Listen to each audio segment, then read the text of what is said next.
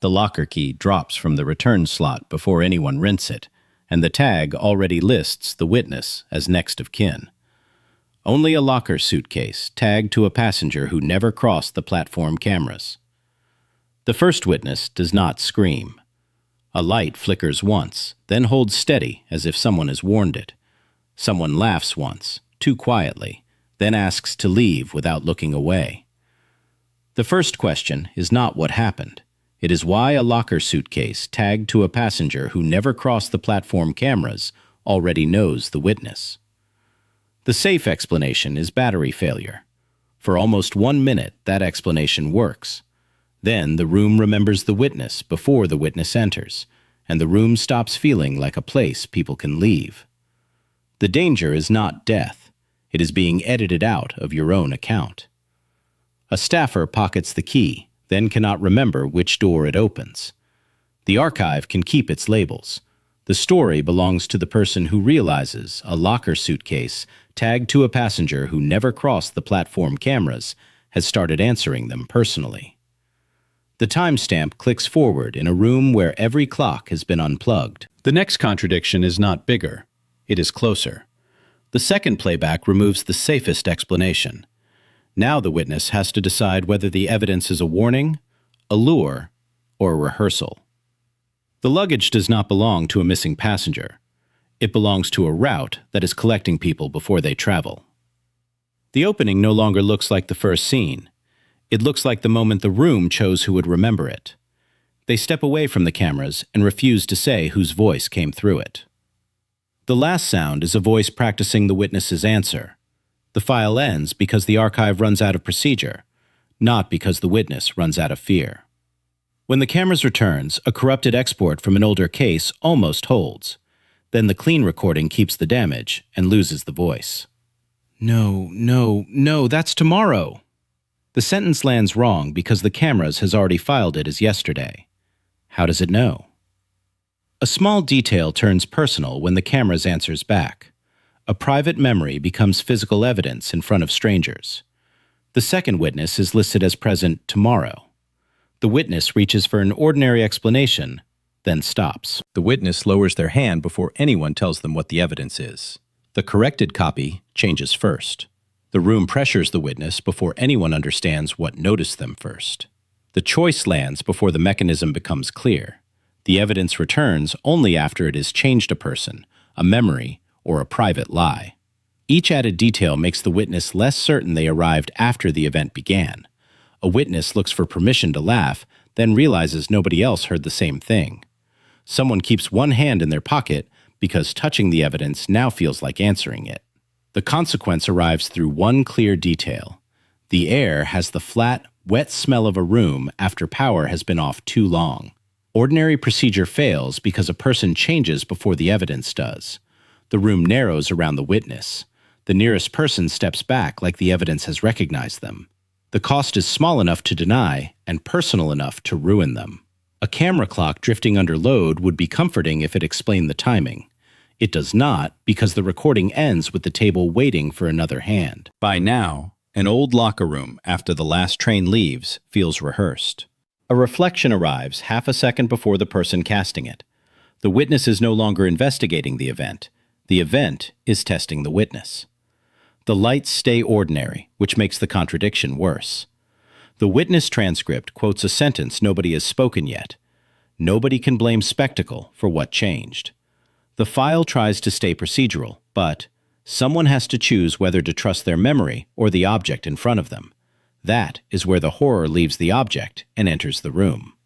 The final ordinary sound is not a scream. It is the cameras, repeated once after everyone agrees the room is empty. The cameras stops being information and starts sounding like a demand. The room goes quiet only after someone says the wrong name.